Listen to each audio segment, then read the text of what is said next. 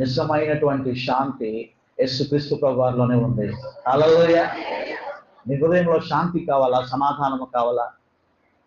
నీ కుటుంబంలో సమాధానము కావాలా? వ్యక్తుల మధ్యన, భార్యాభర్తల మధ్యన సమాధానం కావాలా? రక్త సంబంధికుల మధ్యన సమాధానం కావాలా? బిడ్డలకు, తల్లిదండ్రుల మధ్య సమాధానం కావాలా?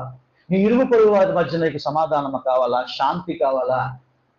శాంతి అనుగ్రహించేటువంటి శాంతి రాజు యేసుక్రీస్తు ప్రభువారు. హల్లెలూయా. నీవు మరలా ప్రభు వైపు తిరిగితే నీ అతిక్రమ క్రియలు, నీ పాపపు క్రియలు, నీ ఆలోచనలు, నీ రహస్య పాపములు ఏంటో సమస్తము ఎరిగినటువంటి దేవుడు ఆయన.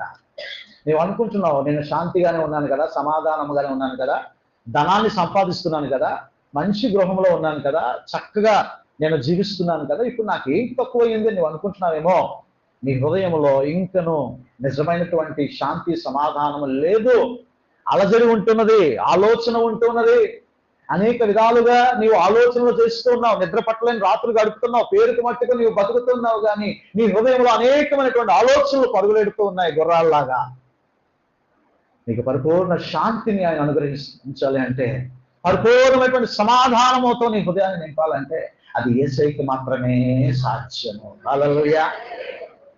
ప్రపంచానికి శాంతి రారాజు ఆయన. కాబట్టి ప్రియమైనటువంటి దేవుని బిడ్డలారా, ఈ మొదటి దర్శనము ద్వారా దేవుడు మనకు నేర్పిస్తున్నాడు. ఈ శాంతి ఏమండి మనకు అనుగ్రహించడం కోసం ఆయన సర్వాధికారి అయినటువంటి దేవుడు అయి ఉండి సింహాసనమును విడిచిపెట్టకూడదనే భాగ్యమని ఎంచుకొనక ఈ లోకానికి వచ్చి తను తాను రిక్తునిగా చేసుకున్నాడు. హల్లెలూయా.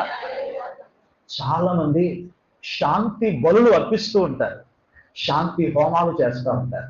ప్రియమైనటువంటి దేవుని బిడ్డలారా, ఆయనే మనందరికీ శాంతిని అనుగ్రహించడానికి తండ్రి అయినటువంటి దేవుని యొక్క కోపోద్రేకతను చల్లార్చడానికి మన స్థానంలో ఆయనే ఒక బలి పశువుగా ఈ లోకానికి వచ్చి శాంతి బలిగా అర్పించబడి మన ఎదుట ఈ రొట్టె ద్రాక్షారసముగా ప్రత్యక్షపరచబడుతూ ఉన్నాడు.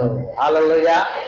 ఈ పరిశుద్ధ వల్ల ఇక్కడ ఉన్నటువంటి నీతోని, నాతోని, మనందరితో మాట్లాడుతున్న మాట ఏంటో తెలుసా? నా శాంతిని మీకు అనుగ్రహించుచున్నాను. హల్లెలూయా. దీని లోపల నుంచి వస్తున్నటువంటి స్వరం ఏంటో తెలుసా? నా శాంతిని మీకు అనుగ్రహిస్తున్నా.